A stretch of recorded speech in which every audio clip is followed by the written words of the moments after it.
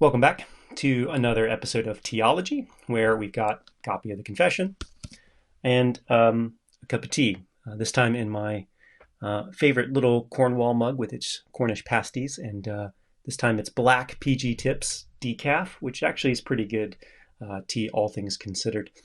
And with that, we're still chugging away with Chapter 1 of the Confession. Ooh, that's still hot.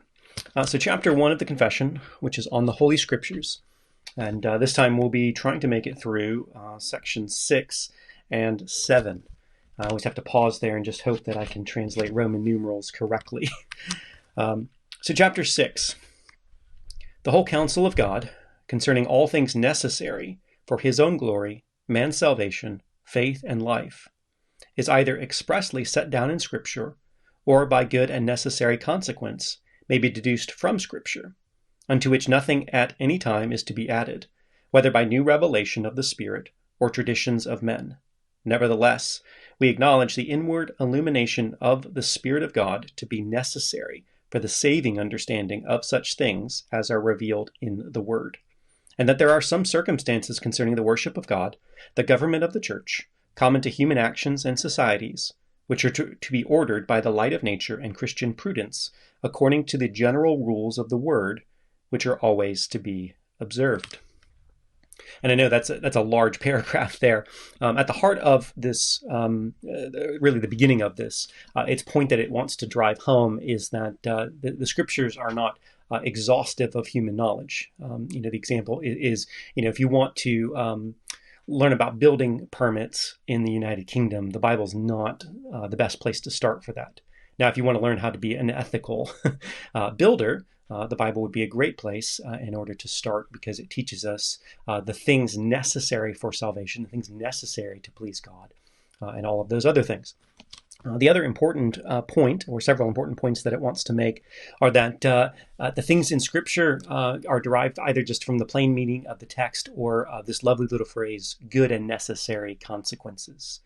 You'll often hear the idea that the Trinity, the word Trinity, is not in the Bible, and indeed the word isn't, but the concept is there on nearly every page.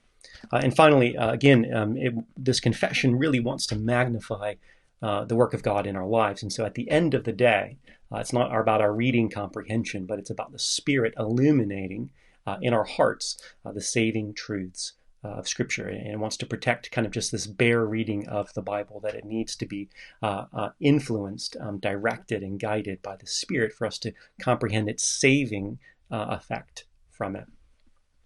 Well, and that brings us to section 7.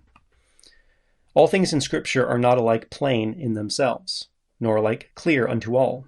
Yet those things which are necessary to be known, believed, and observed for salvation, are so clearly propounded and opened in some places of Scripture or other, that not only the learned, but the unlearned, in a due use of ordinary means, may attain unto a sufficient understanding of them.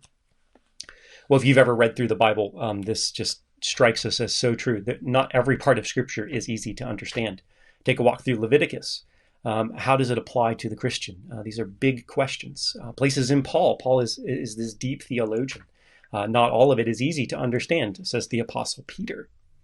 So Scripture isn't always easy to understand in certain places, but its point, its purpose for its revelation, to know God, to know what he requires, and that where salvation is found in Jesus Christ, those things are abundantly plain. They are easy to see in the Scriptures.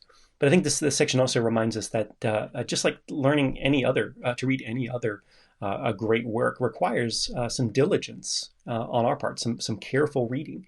And the Scriptures in that sense, I hate to say it's not different, but it does require a reading and a rereading and a meditating and a digesting. And the beauty of the Scriptures is we'll never exhaust it all. So there we go, our cup of tea, our copy of a confession. Hopefully look out for some more things coming on our Facebook page later today if I manage to get through my rather long checklist. But it's good to have you today. I'm trying out a new camera system that I think looks a lot better by the time it's done. So with that, cheers.